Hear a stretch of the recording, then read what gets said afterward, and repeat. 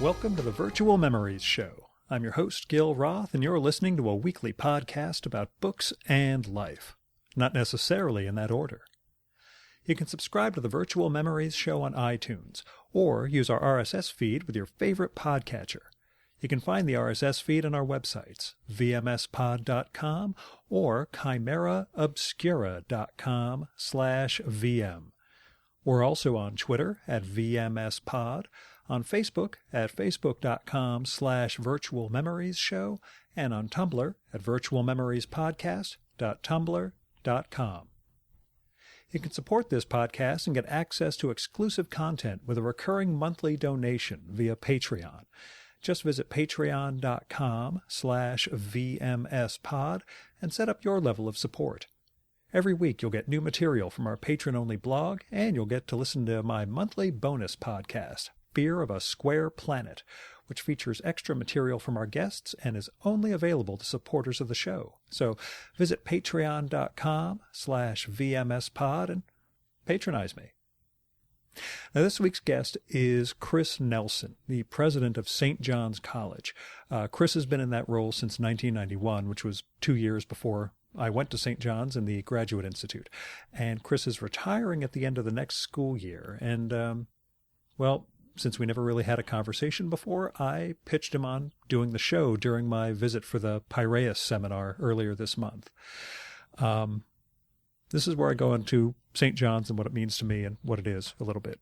First, it was the best 2 years of my life. I went there immediately after finishing my undergraduate at Hampshire College, which was a design your own curriculum kind of free-form place where I didn't exactly get what I was there for. And a lot of this, by the way, when I talk about problems with the educational system for 18-year-olds, is really referring to Gil as an 18-year-old, not necessarily all of them.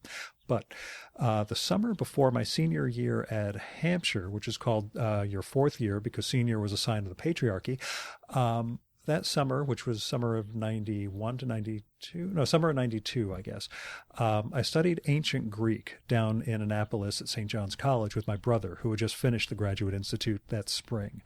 And then I felt like I was home. And that's a weird thing because I was not raised with a classical background or anything, but I was surrounded by people who were reading really important work, and they were reading the work itself and not the commentaries on the work.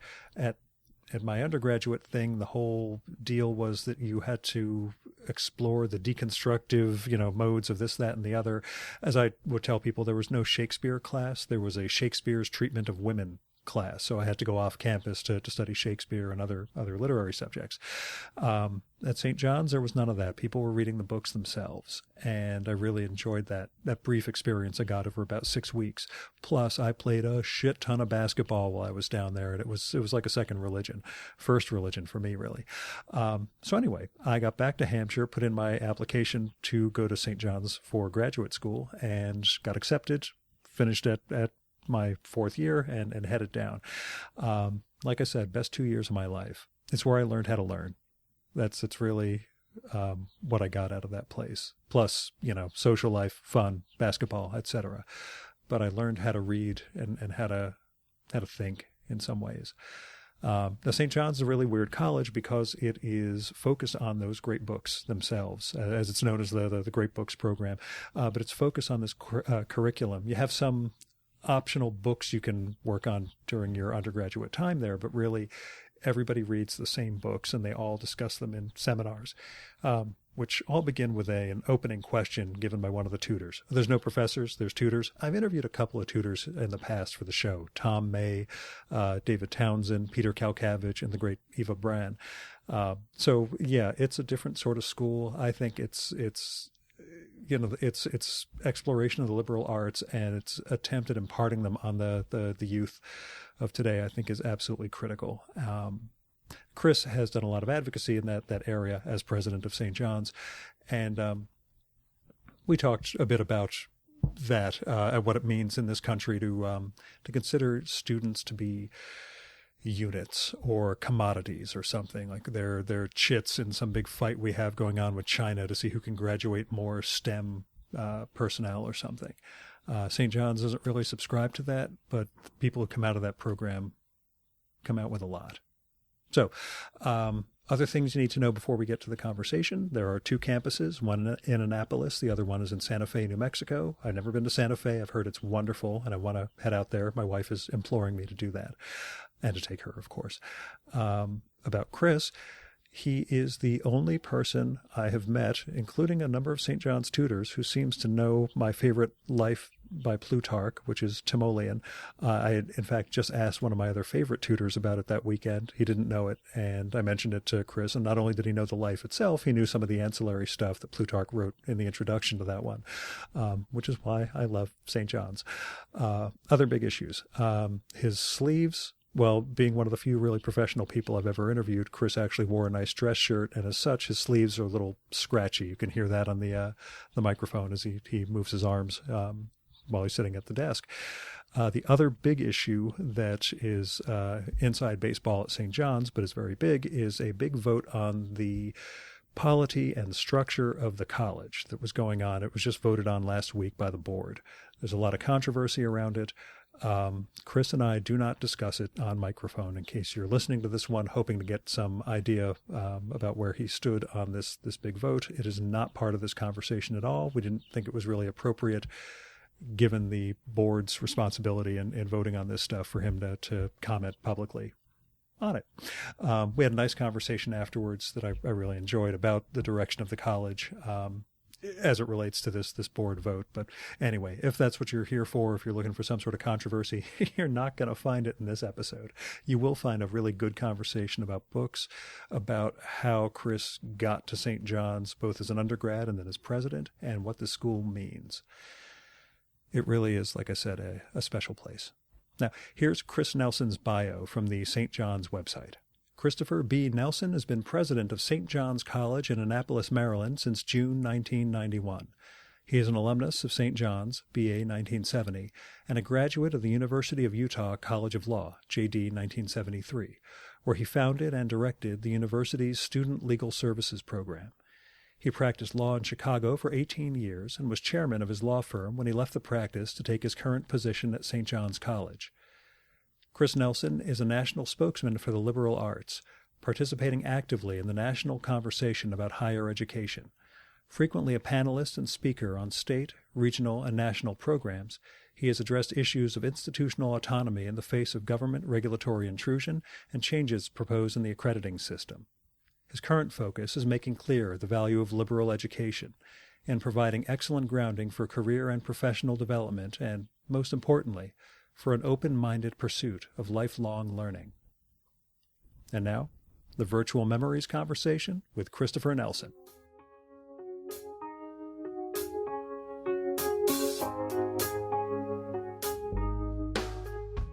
So I guess as an opening question, we are at St. John's. Is virtue something that can be taught? Well, I think I'm one of those people who think it probably cannot. That is to say, if it can only be taught by learning to ask the kinds of questions that make you a thoughtful person. So I think that the connection that virtue has to education is probably, the question that virtue has to life is probably the one that's pursued through an openness to questions, doubt as to knowledge, and a kind of humility of intellect. Mm-hmm. You're retiring after, it's 26? It'll be 26 years, yes. Okay. What did you learn most on the job? And we'll talk about the importance of a St. John's education to being president of St. John's after that. But what was the thing you found out? Well, I guess the thing that I learned first stuck with me best. And I can say this is something I learned from the job rather than just learned growing older, mm-hmm. And it's hard if you've been in a job for 25 years to distinguish between the two. Certainly. Yeah. And that was how well-educated and how deeply interesting the faculty is. I'm the son of an alumnus and the brother of alumni. I went to St. John's College as a student, and I came back probably with a pretty typical alumni notion that I had a good sense of what the college was about. I had a few close relationships on the faculty, but I didn't know the faculty particularly well. My friendships were among students, or with students. When I came, I broke an old tradition. Under the polity, the president sits with the instruction committee. He's not a member of it, but sits with the instruction committee. And the instruction committee makes all the decisions with the dean concerning matters of instruction, but also handles all interviews and appointments for faculty positions. So I attended these meetings, something that my predecessors hadn't done. And I did that because I thought I needed to learn more about the college. And when there were new members of the faculty to be appointed, they'd come in and they'd interview for an hour to an hour and a half with the committee.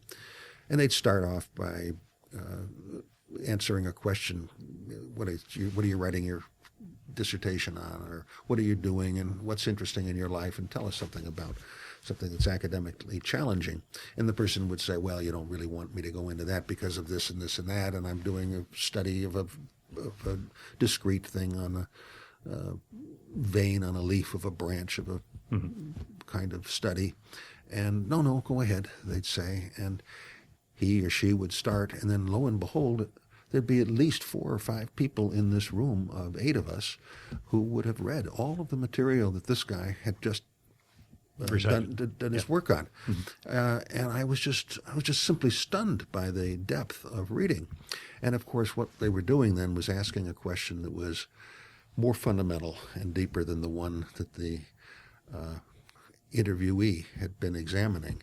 And you knew you had a good one when the person would stop and look around the room and say, you know what, I think I found the right place I ought to be because I haven't got any idea how to answer that question. And now I've got to go back and think about it, rather than someone who would just give a flip answer off the top.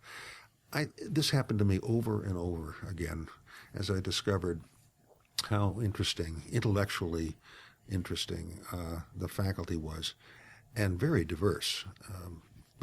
Different areas of study, different areas of reading. So I always thought that when I came here, I probably was only qualified to be president, that I'd never managed to make it to the faculty, and that kind of confirmed my belief in that. My wife, who thinks I'm smart, asked if my long-term dream is to become a tutor here, and I said, I don't think you understand smart from smart. I don't have the rigor for this place. It's really quite something. And so the friendships that have come from my spending time with people and learning from them means quite a lot. So that was the big thing that I learned, and it stayed with me, and it influenced how I was going to be involved in the college, because I realized suddenly that I had an awful lot more to learn. There were certain things about running an institution and being able to read a budget that were second nature to me, and that was not going to be the problem. But being able to participate in the life of the college so that I could make good and deep judgments about what's important around here, that was going to come from my spending some time in the classroom and with other members of the faculty. And what is important? Well, I guess the kind of never-ending search for understanding, for answers to things. Every time one comes up with an answer or a solution, it's only provisional. It's just a way step, a sidestep for the next question and another investigation. What's important, I suppose, the ultimate end for which there's no further use would be happiness, the individual happiness. You don't want happiness for the sake of anything else, but everything seems to come around to wanting to have that, to pursue that end in order to achieve some personal happiness. So for me, the happiness comes from having friendships that allow you to pursue the questions that have gripped you for the moment. And there are, I suppose, luckily for me, there are a lot of those. They change all the time, and the college is good for that because one doesn't have to dig deeply into a specialization around here. You can play around a little bit, and that makes it quite interesting. When you were an undergrad, what do you feel was your weakest area? What gave you the most trouble? Well, there was a book in each year that gave me the most trouble. Yeah. So it was Aristotle as an author, Surprise. and it was Metaphysics as a book. In the sophomore year, it was Thomas Aquinas. In the junior year, it was Kant. In the senior year, it was Hegel. And I, at the time, loved our dean, John Kiefer, because he was known to say that if there was any one book that he would take off the program, it would be The Critique of Pure Reason. Now, I later found out that the reason he said that he would take that one off rather than others is that it took up 12 seminars, and he had so many other things that he'd like to do. It had nothing to do with the quality of the book. With me, these were books that I could read and try to get an inkling, an understanding of overnight, and then as soon as we'd had the seminar, it was a blank slate again. I just couldn't retain them. Over time, I changed my mind about Aristotle and Aquinas, and I still have some growing up to do. So maybe one of these days, the Kant and Hegel will hit me. So those were the books. In terms of the subject areas, I suppose it was poetry and general literature. If it was drama, I loved it. But I couldn't read. I didn't read novels as a high school student and didn't get into them. I think I had to be maybe 35 to 40 before these books started to mean something to me where I could really appreciate it. And so now, what am I doing? In my study groups, I'm reading big novels, big fat books. What do you think accounted for that? What do you think the change was for you? I suppose it was growing up and realizing that the world was so much more complex than I thought when I was younger.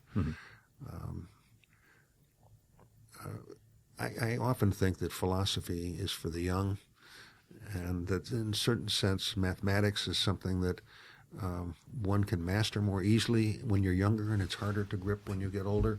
But suddenly the world becomes more complex. Human nature reveals itself to you as you're growing up, and you realize that there's more truth in these great novels than there is in anything you can parse through a syllogism or a philosophical argument. At least that's how it came to me, I think.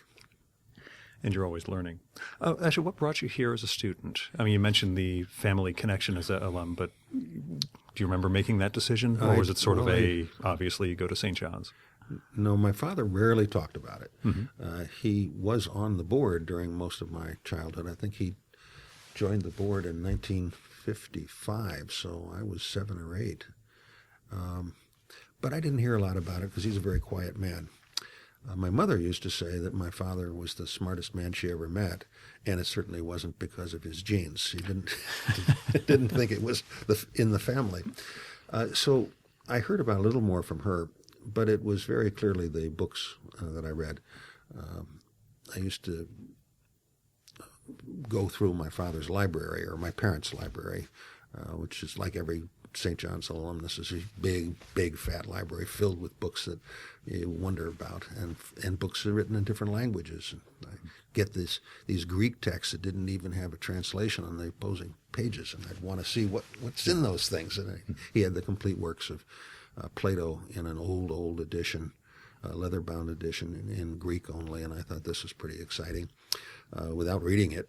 But then I took on Homer's Iliad when I was in 7th grade. And I had read Edith Hamilton and all the myths and stuff that you do. You go through this period where these are the most exciting books in the world. And I decided to take on Homer. And I was babysitting for my siblings and other youngsters at the time, and I'd kind of read it alongside them. So the rug in the living room was the river Scamandros, and I was whatever particular hero I wanted to be at the time, always an Achaean. and the river ran red with blood, and I used a tomato stake and a garbage can lids for shields and sticks, and I beat my brothers and sisters, and they died countless deaths with spears through their eyes, and one gory detail after another, which was quite exciting at the age of 12 or 13. And then it was I think it's 8th grade, when all the girls take home economics, sewing, and cooking, and the boys took mechanical drawing and shop. Yeah. And I think my class might have been the last of those in suburban New York, where they then said, no, we're not going to have segregated classes for boys and girls. But when we did mechanical drawing, I got very excited. At Christmas, my father brought me the mechanical drawing instruments and the T-square and board and all of that. And within a couple of weeks, I went through and did ahead of time all of the drawings that were going to be required in the second semester of the 8th grade. So I went to my father and I asked him, what can I do now? Because I'm having so much fun. And he gave me book 1 of Euclid. And he said, get back to basics. Yeah, let's go through and do your first 48 propositions. And so I drew all these things, and I used the compass for circles and so on. And they were very beautiful, and I labeled all the intersections accordingly. I don't remember at all whether I did any proofs, but I did all the drawings, and I did them in the order in which they were set out. My father then, I asked him, now what? And he said, well, now I want you to go back and do them again, but without any of the tools. So I started, and I drew the 2 circles that intersect, and with the diameter being a single line, and to get my equilateral triangle, but the circles didn't look like circles, and the equilateral triangle wasn't equal. And I said I couldn't do it, that I couldn't make an equilateral triangle. And he said, prove to me that it's not an equilateral triangle. So I went to proof, and of course the triangle that didn't look like it had 3 equal sides, in fact, did under the proof. Mm-hmm. And I was pretty young, but it was a thunderbolt, that I could actually see that in my imagination the proof was correct and that the drawing was imperfect. And of course, you can't draw a point that has no part, and you can't have a line with its breadthless length. There are always going to be these problems with the drawings, and I came to realize that the common notions and definitions, postulates, meant something more than just directions for a casual drawer, but that these things had meaning independent of the lines on the paper. I didn't know that I could make much of that at the time, but I pursued those kinds of questions as I would go into geometry classes. And so when that happened, I started asking my father for other books to read, and he agreed to lead discussion groups in high school on a Sunday night. I'd get some youngsters together, and we'd read Antigone or the Crito or the Declaration of Independence or poetry of Robert Frost, things like that, short readings that were deep. And so I got interested in doing these sorts of things. I didn't apply to another college. My Latin teacher in high school was a huge fan of St. John's. And everybody else told me I should apply to Williams. And I remember answering, Williams? Williams doesn't have anything for me. And of course, if there's a college in the United States that has something for everybody, it's probably Williams. You can get anything or anybody to do those things. But of course, it doesn't have a curriculum and a faculty that has the courage to say some things are better than others. And St. John's had this list of books that I knew I would never read if I tried to do it on my own. That I just didn't have that much discipline. Some of them I would and had, but most of them I wouldn't. So it was the combination of having the books and being really sick and tired of having teachers tell me what I needed to know. I needed to own the education for myself. I needed to go someplace where I could make the education my own, which required engagement and participation, conversation, that kind of thing. Were you ready at 18? This is something, Yeah. as someone who was in the GI, I came immediately after undergrad, and my undergrad was the exact opposite of St. John's. I went to Hampshire College. Oh yeah, I know Hampshire. Yeah, everybody knows Hampshire. They make that same face. I'm just kidding. It's okay. I was actually on the accreditation team for Yeah. them in the 90s at some point. Yeah, it's a very, it's the opposite of this, basically. I like to think, because the 2 years I spent here were the best 2 years of my life as far as education and basketball. That's right. I love the basketball. Of course. I like to think that, well, if I came here at 18, I wouldn't have been ready for it.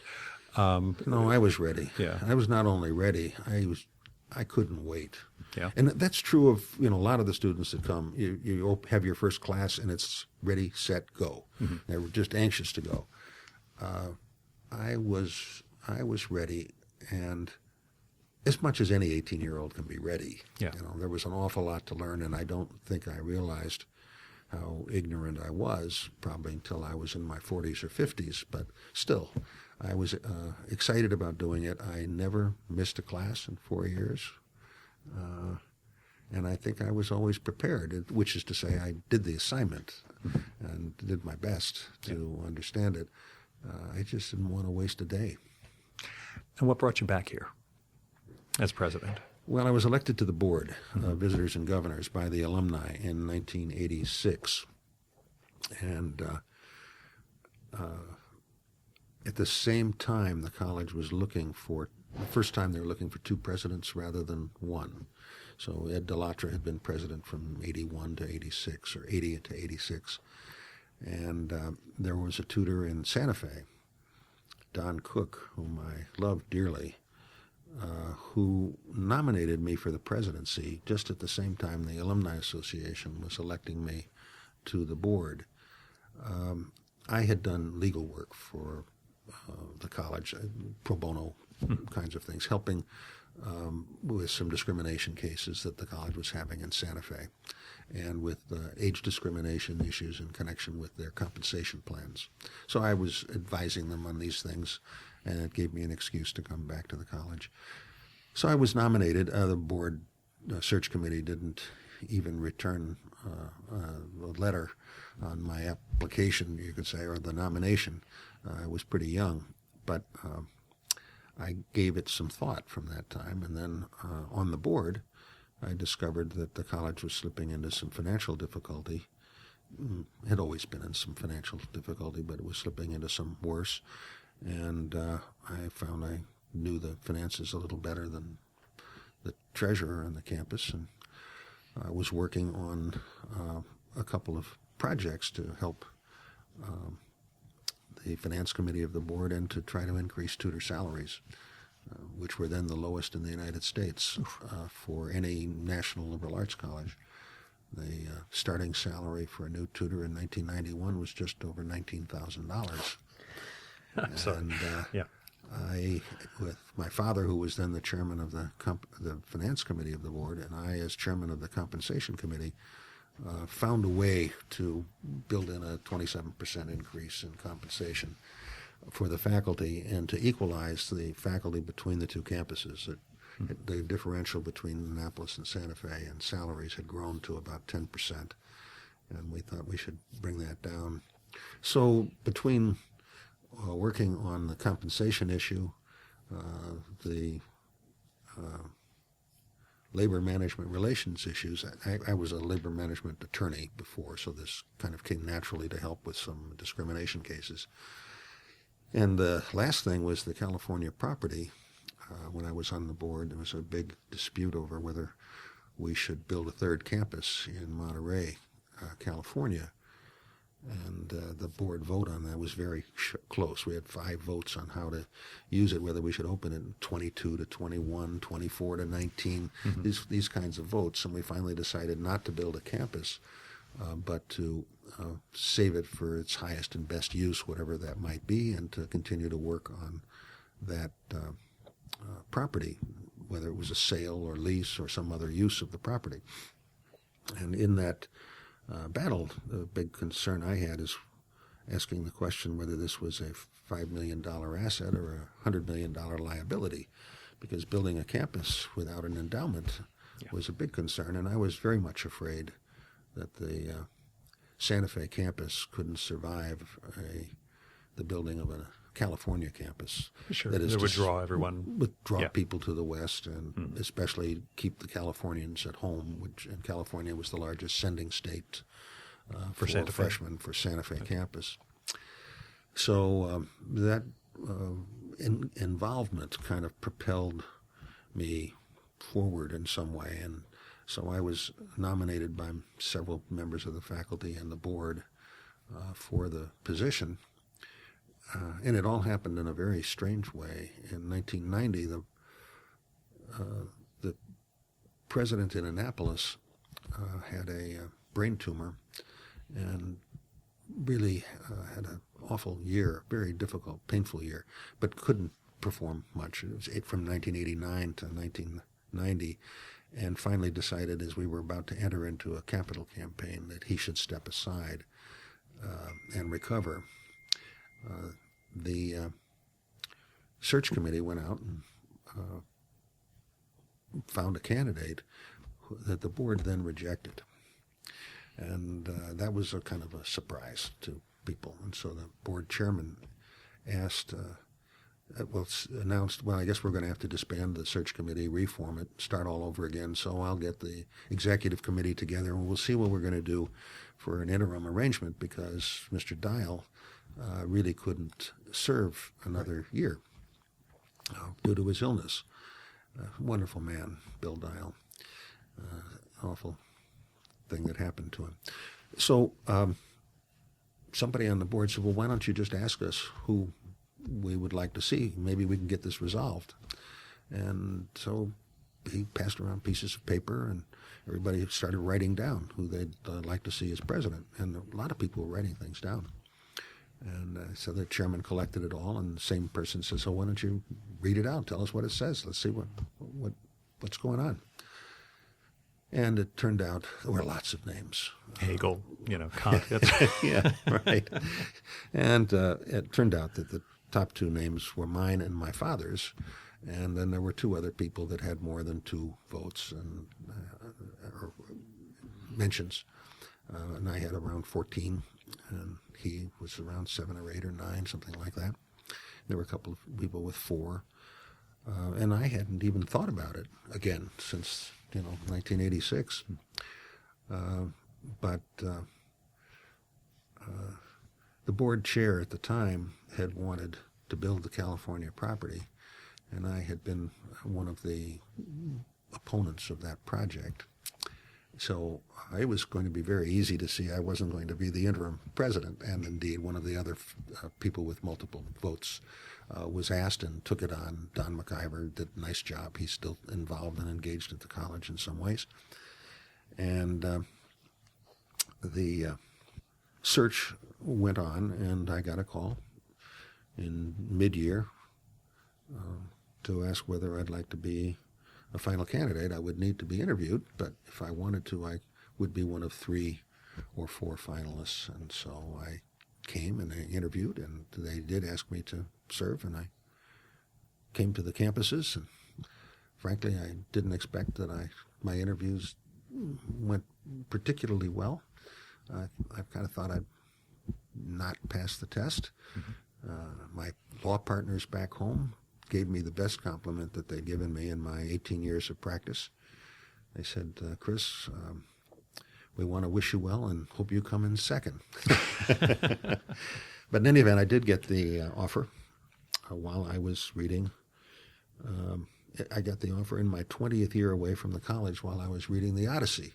And that was an appropriate time. I was reading that up in northern Wisconsin when I got a call that they wanted to put my name forward at an April meeting of the board. And I moved on the 1st of June in 1991, and been here ever since. Iliad or Odyssey? That was the Odyssey. No, I'm saying which. What's your? What's my favorite? Yeah, I think it's still the Iliad. same here.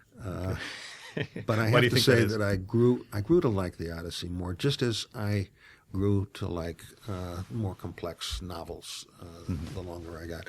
There's something about Homer that's wonderful because it's as though his voice just simply arises out of the earth. it's artless and powerful, and the Iliad has it especially. The Odyssey is a little more artful because, of course, Odysseus is artful. And that's what makes the Iliad so much more compelling to a first reader than Virgil's Aeneid, which I came to like many years later. I only read it when I was like 40 or so. I finally got around to it and realized, oh, I was supposed to read this 20 years earlier, and I would have, I didn't like it as a sophomore, but I came back to it when I taught the sophomore year seminar here at St. John's. So that was 1992. Oh, that book just blew me away. I thought it was a wonderful book, and it really taught me so much more about myself. That is to say, to help me appreciate the burdens and the challenges of fatherhood. We had 5 children between us, Joyce and I, and of leadership. And I thought, this guy has lived a life of sacrificial leadership that I could learn something from. That is Aeneas. So I spent quite a bit of time with that book. And every time a new translation comes out of the Iliad, the Odyssey, or the Aeneid, then I'm on it. Nice. We'll get it. In fact, I was just given by Eva Brand a copy of Seamus Heaney's translation the of. book. Well, it's the 6th book of the Aeneid. Oh, you're aware of this? Yeah. I was going to mention it, but I thought, I just got it. I read the first page, and I'm going to have to, take some time and read this over the summer on some vacation, because I'm a big fan of Heaney's as well. And I think it's the right book to translate first if you're going to do it. You get to understand something about future history's glories, and maybe after reading Plutarch's Lives for 2 years, this will speak to me in a different way. Kind of looking forward to it. Now, you mentioned teaching, you mentioned friendships with tutors. How difficult is it to keep that balance of being the administrator, the president of this place, while also, again, having those strong bonds with the faculty and engaging with the students? Yeah. Because this is a very different place than any other college.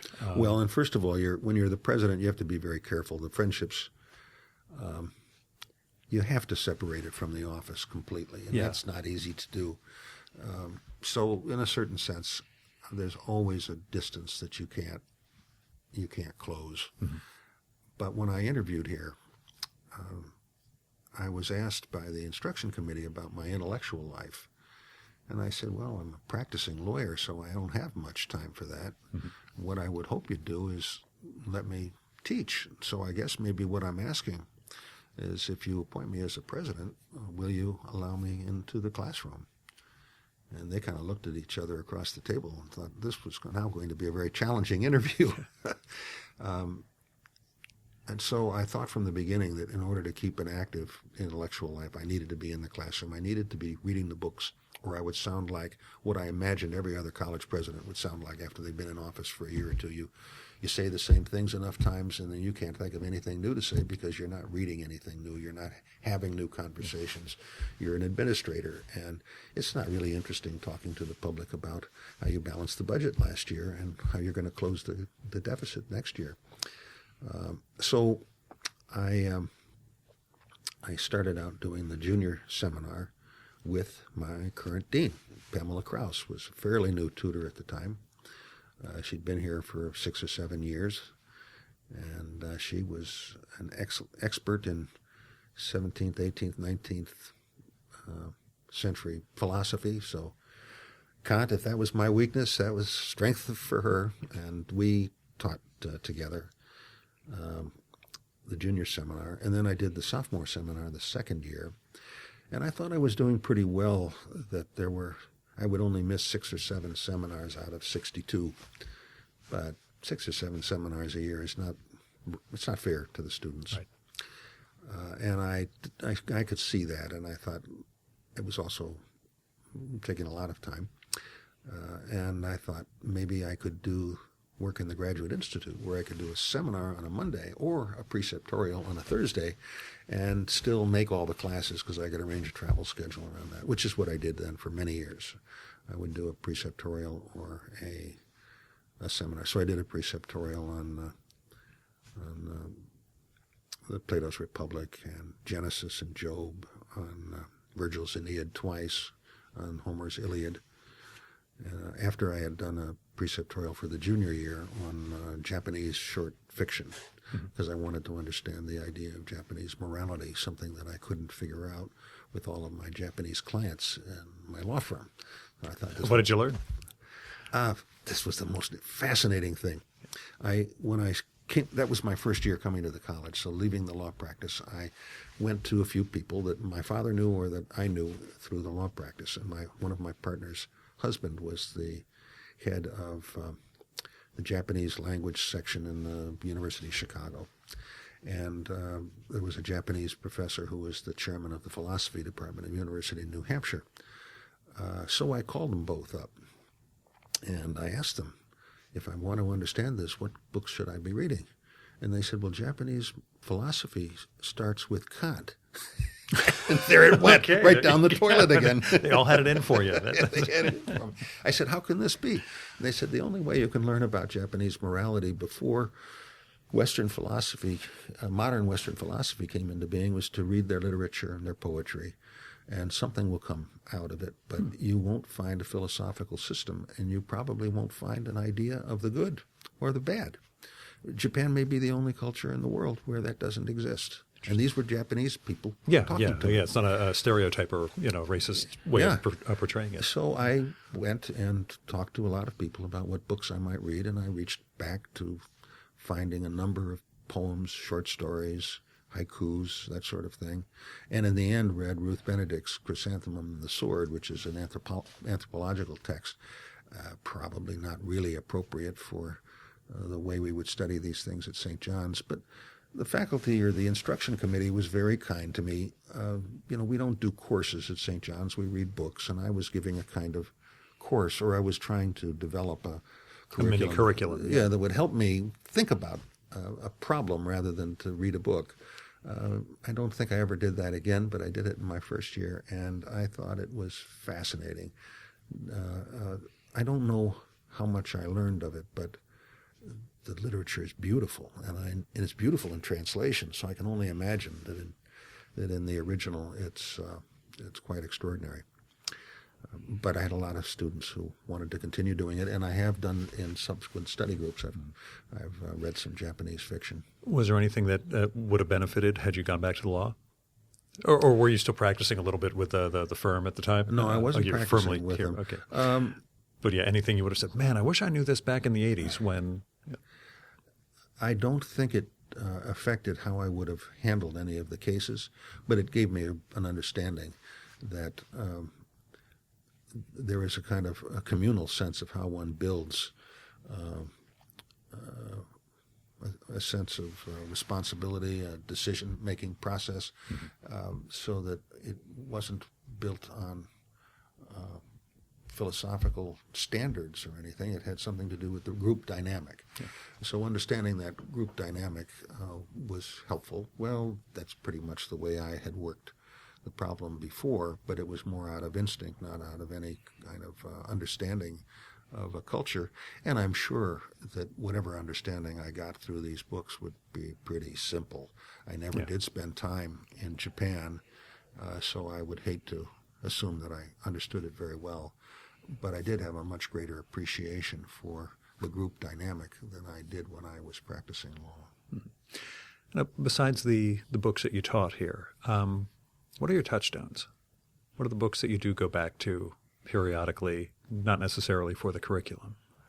Well, the books I mentioned are the ones I go back to probably the most. So, I didn't mention the Apology, Plato's Apologies. I think the most powerful dialogue, and I think it's because you capture the man in action. He actually has to make decisions and take actions that are in the real world. Are in the real world and make a difference. Now, for him, I think they were every bit the same intellectual questions that he was facing everywhere else. But for me, the question of life and death seemed to be quite a bit different from the question of what kind of question or answer one might ask about what is virtue or what is justice. That he got to live it. So it was an action dialogue for me. And it's just filled with wonderful things because of the ambiguities, the tensions that it raises. So I've spent more time with that dialogue than any other. The Meno, of course, is a touchstone for the college, and I've spent more time with that and the Republic than any other Platonic dialogues. I've given many lectures on those three dialogues, or at least I've worked them into convocation addresses many times. I try to deliver a convocation address to freshmen each year that addresses mostly freshman questions and freshman books, but is designed to help them see how the books can make a difference in your life. In other words, I will start with an image or a story and see what this story, how to unpack the story, and then what a book might have to say about that or teach us about it, and then to raise it up and apply it to the college and to the students in some way. And I found that these books of Plato's were the best ones to do that with. So I've in a way, I've appropriated or used Plato for the institutional purposes that I have of giving the convocation addresses. So there are those three dialogues, and there's the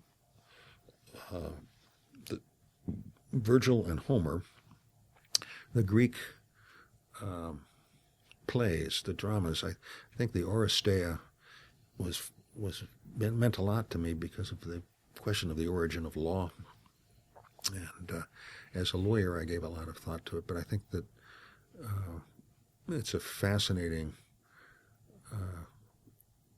collection of dramas that help us think about how one moves from a society where you act out of family loyalty and revenge for wrongs done to you to societal responsibility.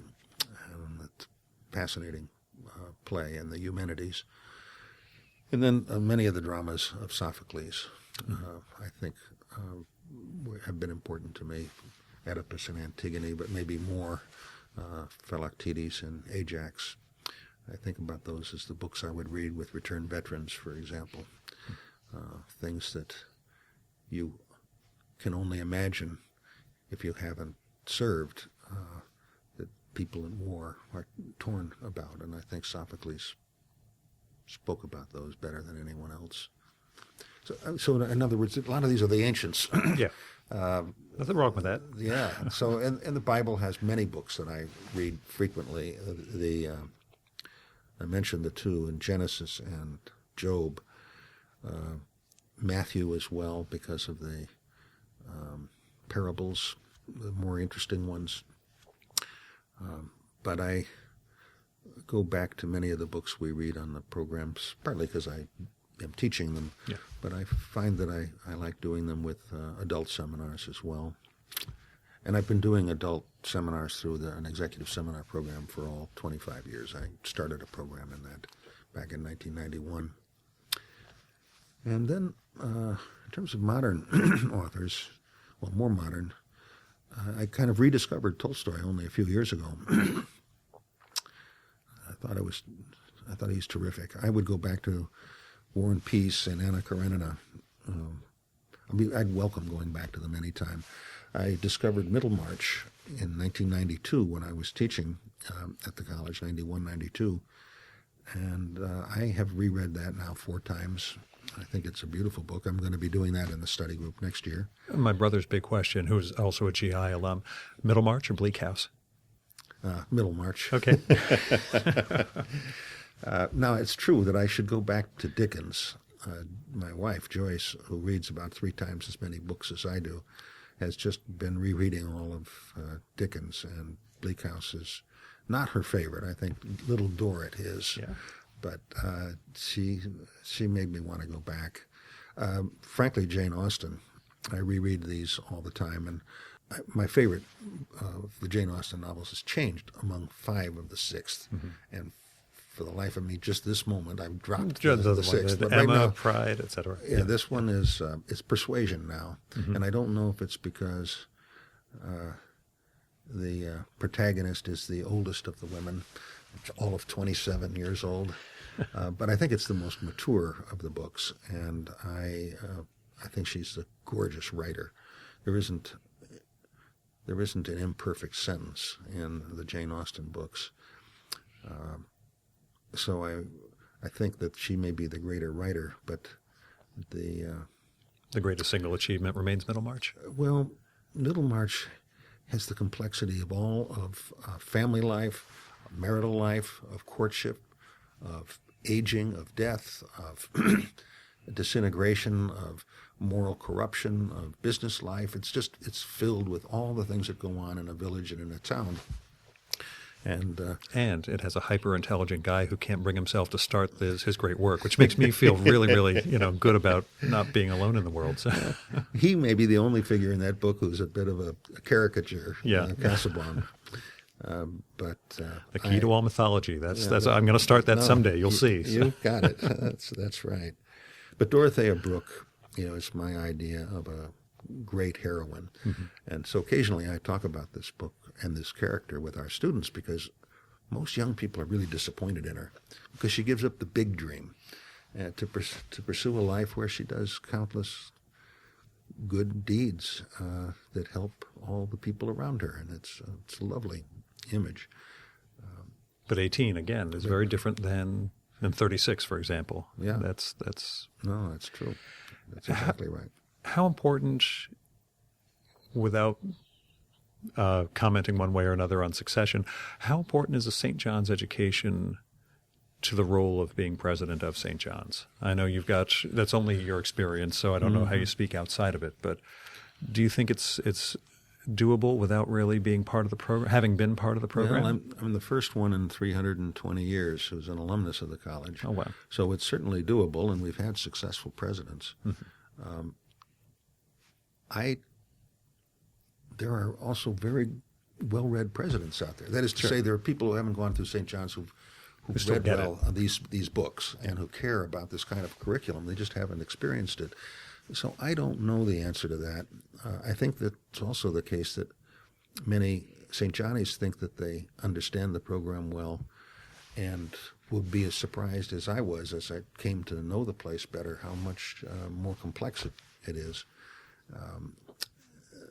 But I think it helps quite a lot to have the experience of going through it, because one of the big advantages you have in a community of learning at St. John's is that all the students have read the same things, and they've read the same things as the faculty. So the conversations that go on in the dining room and in the dormitories and all are about the common experience, and the common experience is the books and the classroom. So I still have that. I'm not doing all of the 4 years in a very short period of time, and I haven't been doing tutorials since 1970. But I have the experience of it and can talk about these things with them. So that connection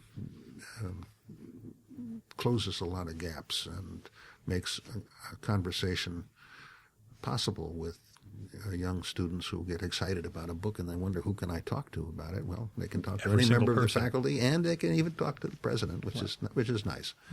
And of course, that makes my life richer. Without the intellectual life that I've had here, I don't think I could have lasted 25 or 26 years. I think I would have wanted or needed another challenge, another opportunity, something to stretch different muscles. Mm-hmm. Yeah. What comes next? Well, I was pleased to discover yesterday that the dean has put on the agenda for the board meeting this week recommendation to the board that I be a tutor with tenure on the faculty. Oh, congratulations. Well, so if it goes through, congratulations. Then I would do that. I'm going to finish this year, and so presumably about this time next year I'll be retiring, and my wife and I will have a sabbatical. We're looking for a home right now because that has to change too. We're living in a college house. I got to visit that when I was starting the Graduate Institute, and I was going to ask, what's the biggest thing you think you're going to miss? And I have a feeling it's gardening. Okay, that house is a wonder. So.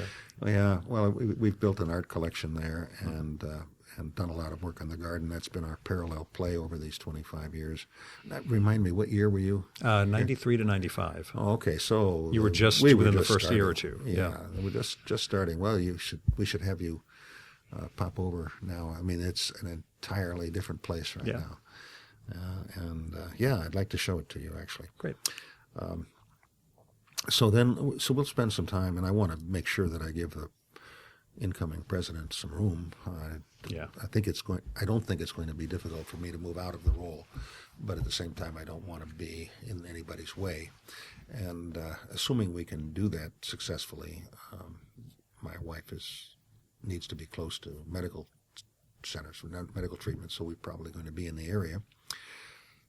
But then I'll see. But it means that the home is with the college, and unless something surprising comes along, I'd expect to stay involved in the college and to do some teaching on a very part-time basis, probably some writing. I don't have experience writing any lengthy things. I've written over 1,000 speeches. As well as editorials and advocacy pieces, which we can talk about after this. Yeah, a lot of that, but I don't know how to turn that into a book. That would be the next challenge. I've never thought that I had a book in me. I've always had these things to do because they belong to the job. I never did the writing for its own sake. Now that's a question I have. Have I written anything that's interesting enough to me that I want to pursue something in writing? And a lot of people have asked me to do it, and I've got a couple of publishers who are asking, so I might. But I'm going to let a little time pass. We'll see. What do you think you'll miss? Well, as we were walking around the garden yesterday, that was the thing that we're going to have a nice garden, but when you're working on something for 25 years, you kind of feel like that is yours in some way. So I'll miss that, but of course I'll have a chance to see it if I want to sneak by from time to time. I've enjoyed the kinds of games that one plays when you have to navigate or negotiate difficult situations. And I call them games because it feels to me like working a jigsaw puzzle or I love Ken-Kens, for example, these things in the newspaper where I'm working out little mathematical puzzles. And they come along all the time with the job. So they may come along in any life because if you like doing those things, you find them. Opportunities tend to come to you. Yeah. But ways of putting together a deal or bringing people together so that you get something done that looked daunting or challenging at the beginning, and you find a way to get all the pieces together. I've always found that exciting since the time I started practicing law right up to the current level, current date. So I don't know that I'll miss that, but I know that that's the sort of thing that if it comes along, it's not going to come along in the context of the college. It'll come along in the context of, helping somebody else in some project in town, something like that. Mm-hmm. Without casting a shadow or lurking behind your successor, what advice would you give to the next president here? Do you know the story of the 3 envelopes? Uh-oh. This is an old saw among college presidents. President comes into office, and the outgoing president gives him 3 envelopes. They're sealed, and they're labeled number 1, 2, and 3. And he says, I want you to follow this advice. When you come to your first crisis, open envelope number 1. It'll solve it for you. Come to your second crisis, open envelope number 2, and you should be fine. When you get to your third crisis, open number 3. So the president says, fine, thank you very much. And sure enough, 6, 7 months into his office, he has some kind of a crisis, and it says, open number 1, and the advice says, blame it on your predecessor. So he does that, goes on, blames it on his predecessor, and lo and behold, the problem dissolves, gets away, and a couple of years later, another crisis comes along, big financial problem, and he opens envelope number 2, and it says, blame it on the economy. So he blames it on the economy, and he manages to get through that crisis. And lo and behold, it's just a year later, and crisis number 3 comes along, and he opens envelope number 3, and it says, prepare 3 envelopes. And I guess my point on that is, my advice would be, do your best not to waste the credits you have when you come in, but to build them rather than spend them. Mm-hmm. But I wouldn't try to give very much advice. I think I would give this advice. Trust the faculty. You usually, so often presidents come into office and they have the advice that you're always going to be at war with the faculty. The faculty is going to slow you down. The faculty is all about inertia, and you're going to have to energize this place. And usually that's the advice the board gives you. Whatever you do, don't get too close to the faculty. I think we have a remarkable faculty, and because we don't have departments and the faculty is all in this together, they care about their institution, not their field, where they might have friends and colleagues in institutions all over the country. And their department might have a different budget than someone else's department. And they're not fighting over things except the preservation of the program and the life of the college and the community of learning. So when I came, there were things that these are mostly disciplinary issues with both faculty and students, where my instinct would be to do one thing. And I got advice from the assistant dean or the dean what to do, and I decided to close my eyes, clench my teeth, and say, okay, I'm still in a learning phase. Yeah, you guys know this place better than I do. That's right. Yeah. And I followed that advice, and lo and behold, it was very good advice. Mm-hmm. People are better disciplined and tougher on these kinds of things than I would have been. I would have been more forgiving in this situation. And no, that person has got to learn, and they'll grow up. So you've got to do this. Those were little things, but I would trust the faculty in big things. I find them to be wise, and even when they're upset and angry about things that may confront the college or themselves, when given an opportunity to work out the problem, they come up with good, solid, practical advice that meets the needs of the moment, which may mean significant compromise in what their personal sensibility tells them to do. And when I say the faculty, I don't mean each individual tutor. I mean the faculty as a whole, because any one or another may send you off into a strange direction. But trusting them collectively to help you would serve well. We mentioned your advocacy essays, basically championing liberal arts and the St. John's mission. Can you talk a bit about where you see the liberal arts in the 21st century in America, if not the world, and what you see, as we mentioned, a sort of what is St. John's here for? What is St. John's here for? Yeah. Well, St. John's is here, I think, to help cultivate a whole human being. That is, the liberal arts are always going to be with us because those are the arts we live with. And the problem is that people don't always recognize them.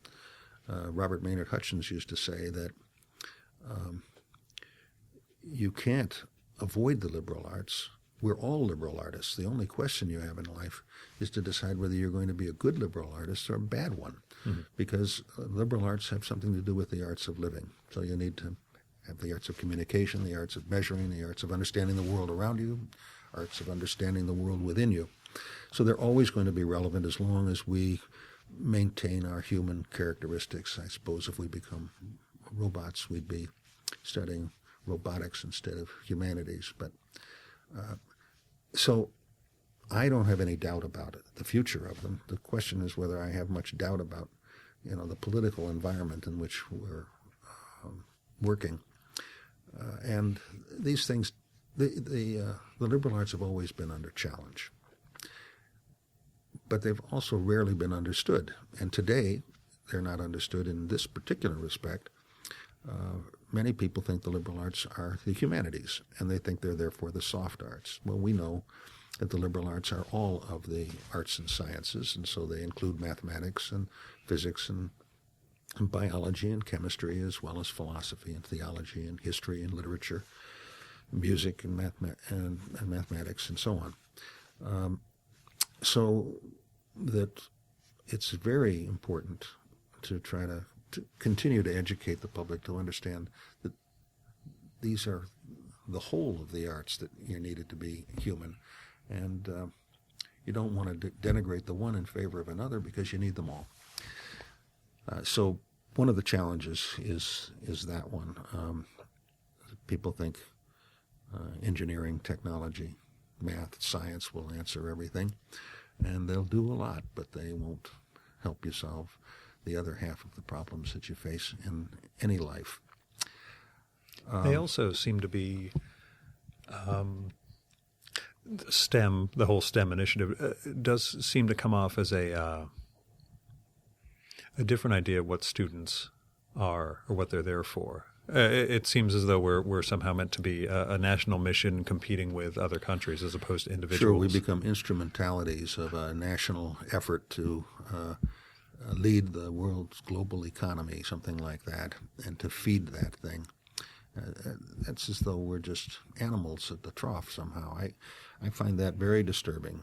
That I suppose if I were a leader of a nation, I'd be concerned about certain national projects, big ideas, big challenges that we might have. But the United States of America, if over any other country, ought to be concerned about the individual.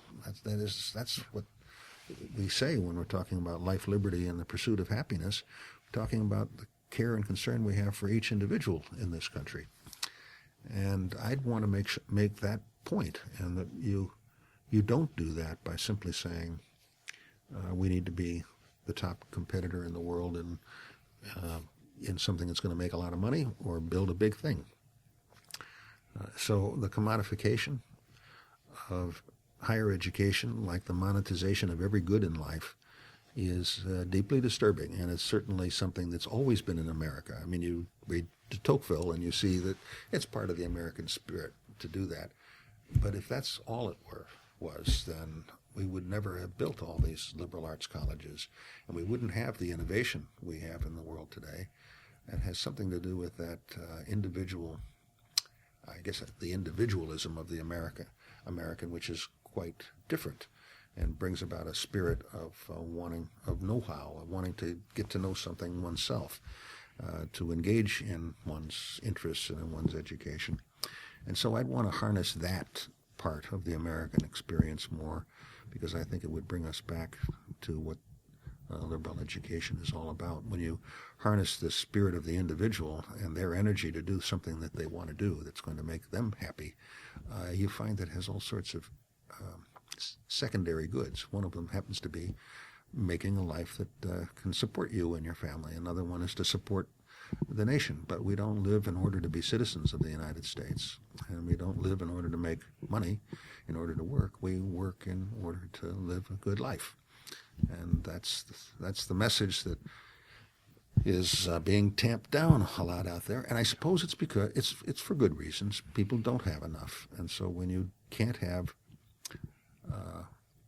the means to live a meager life, how can you expect to worry about what it takes to live a big, full, whole life? Well, we're going through that with Anna Karenina right now while we're here on campus, where Levin is against the education of the mujiks. Doesn't think that education's going to help. That's right. I remember that. Yeah, the other guy's like, no, that's how they're going to be read. No, they're too poor. They don't need education. And in fact, yeah, Levin's got some very good qualities, but he does have some limitations. Yeah, everybody's got some holes in their universe.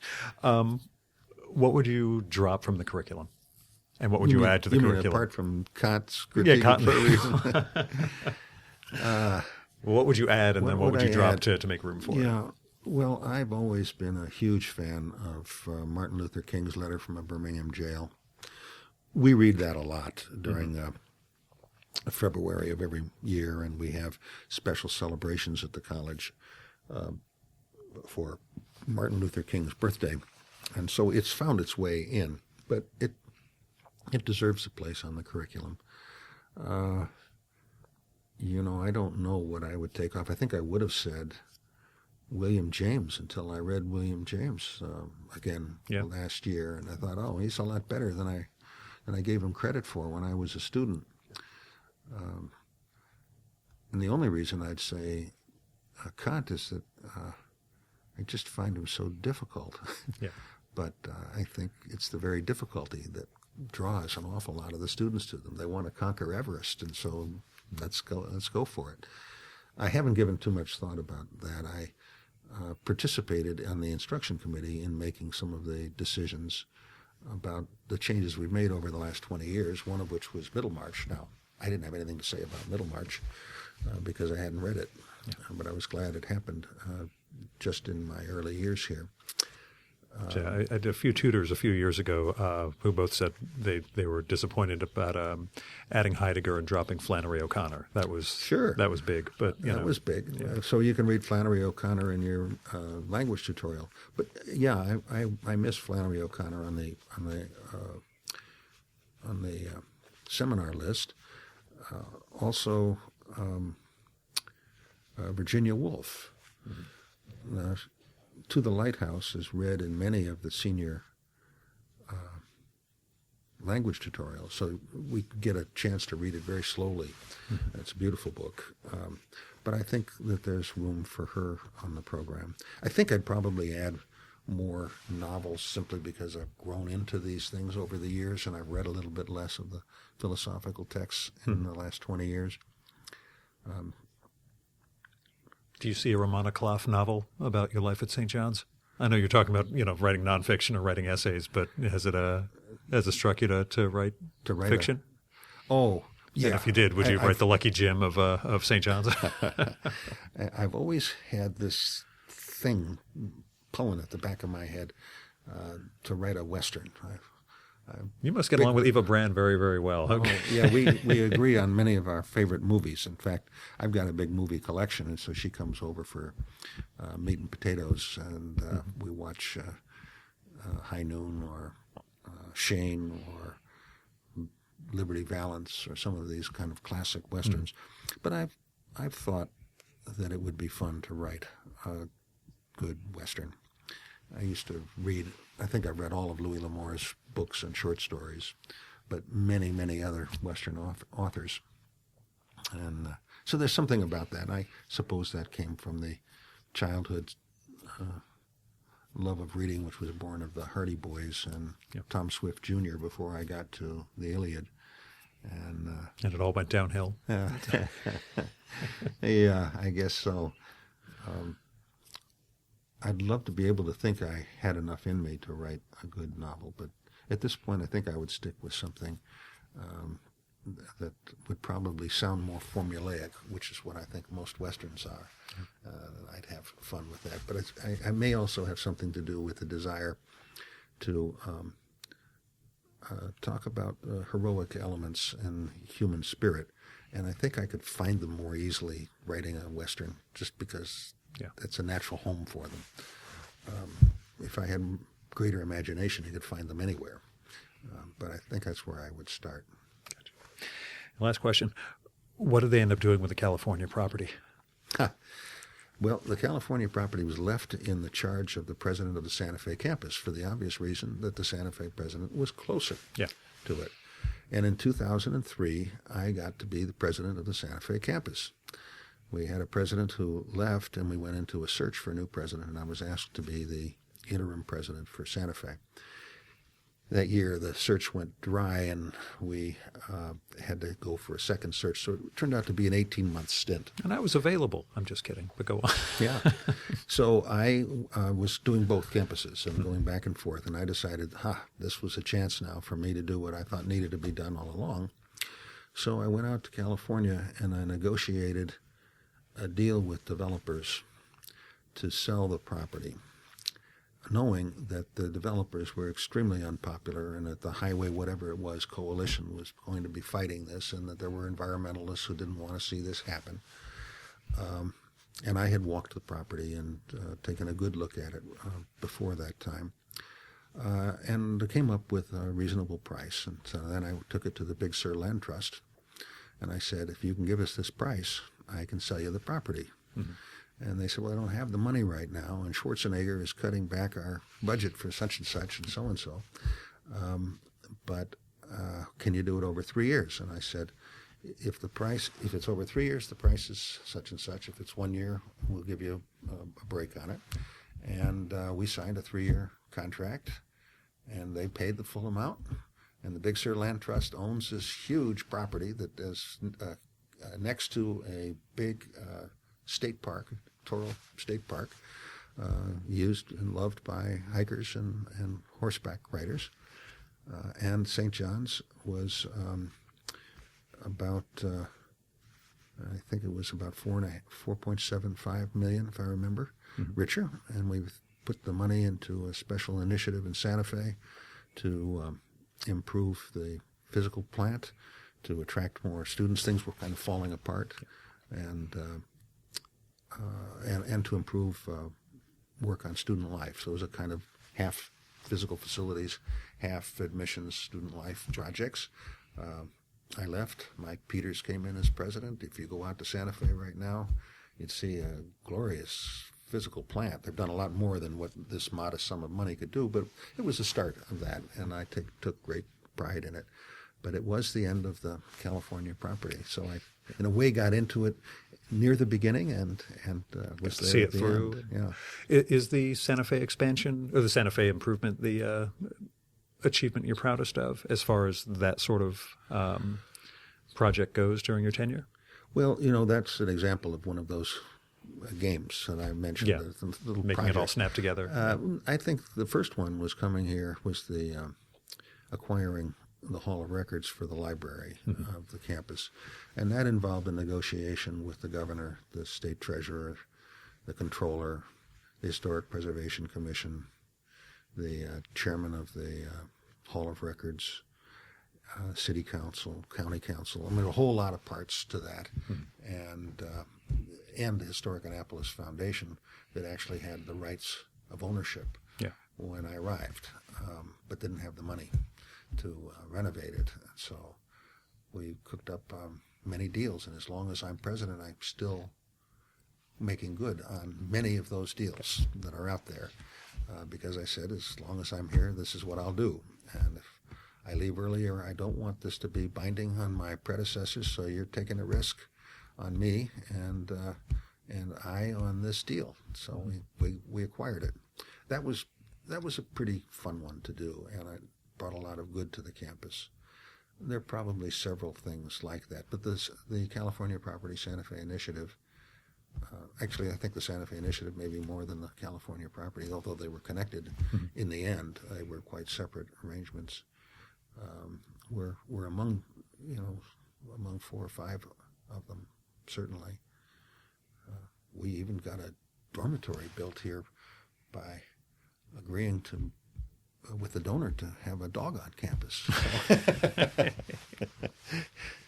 It's an idiosyncratic place, but yeah. This is a wonderful guy who's now the chairman of the Next Capital Campaign, who said he'd give us the money for building a dormitory in his father's name if we could have the most human thing that he had on campus, which was the dog that he found hanging around the campus when he was a student. And we now have a lovely dog that I think of as the child of this donor in some way. Yeah. Not named Argos or anything. That's not a going back to the Odyssey. But actually named Katie. Okay. I will let you get to envelope number 3. And Chris Nelson, I want to thank you so much for coming on the Virtual Memories Show. All right. Well, that's a real pleasure. And you've certainly brought back a number of memories that I hadn't thought about. Yeah, unfortunately, I inflict that on a lot of people.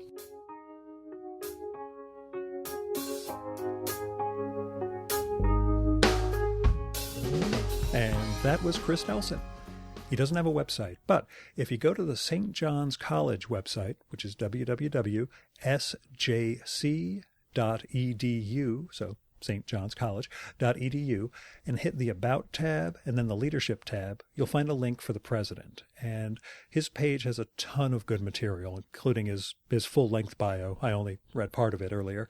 And there's links to his archive of speeches, articles, media, interviews, all sorts of stuff. I think you'll find it pretty informative.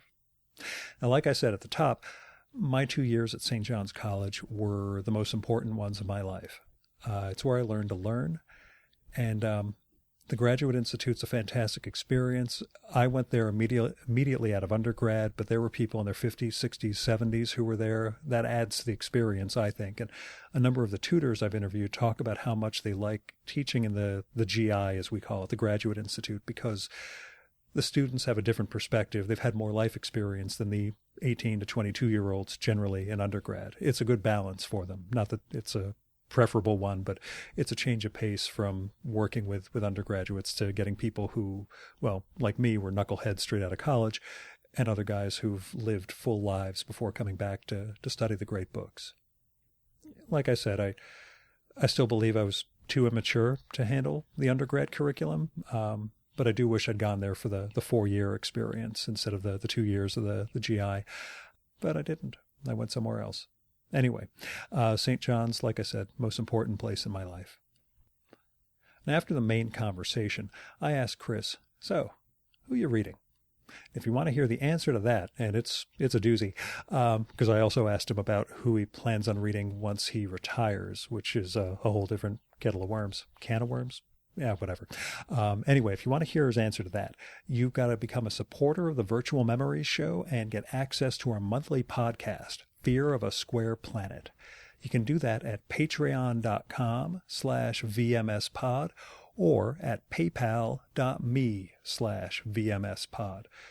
I've got all sorts of goals and goodies in place for supporters of the show, including that podcast, a patron-only blog, series of ebooks. For episodes like this, I've got a giant list of all the books that we talked about, so you can actually look them up and, well, start your own curriculum, I guess. So go to patreon.com/VMSpod and support the art of fine conversation. And if you don't like Patreon, you can go to paypal.me/VMSpod and make a donation that way. And if you do, you'll get access to the exact same material through our side site, fearofasquareplanet.com. A special thanks go out to Paul W. Jones, Michael Janizik, Fred Kish, Jonathan Kranz, Andrew Mason, Greg Tanner, and Zach Martin, as well as new patron Kyle Peterson for going over and above in their support of the Virtual Memories Show. We've got the full list of show supporters at chimeraobscura.com/VM. This episode was recorded at Chris Nelson's office on the campus of St. John's College in Annapolis while I was in town for a 4-day seminar on Anna Karenina, because that's how I roll. All of that did cost some money, but it wasn't podcast related at all. So still, if you want to help defray some of my overall costs, visit patreon.com/VMSpod or paypal.me/VMSpod. Now, our music for this episode is Nothing's Gonna Bring Me Down by David Bayerwald, used with permission from the artist. David's got a reunion project going with his great 80s band, David and David, that made the wonderful album Boomtown. You can find out more and support that at facebook.com/davidanddavidmusic. And that is it for this week's Virtual Memories Show. Thank you so much for listening. I'll be back next week, hopefully with, well, not hopefully, I hope to be back next week with Ann Patty, author of the new book, Living with a Dead Language, My Romance with Latin. I say I hope because we haven't recorded it yet. We're supposed to do that next weekend. It doesn't happen. Don't worry. I've got 3 more episodes already recorded. One of those will be next week's show if we have to. Anyway, until next time, you can subscribe to the Virtual Memories Show and download past episodes at the iTunes Store. You can also find all our episodes and get on our email list at either of our websites, vmspod.com or chimeraobscura.com/VM. You can also follow the Virtual Memories Show on Twitter at VMSpod, on Facebook at facebook.com/Virtual Memories Show, and at virtualmemoriespodcast.tumblr.com. And if you like this show, please go to iTunes, look up the Virtual Memories Show, and leave a rating and review for this podcast. That'll help us build a bigger audience. Until next time, you've been listening to the Virtual Memories Show. I'm your host, Gil Roth, and you are awesome. Keep it that way.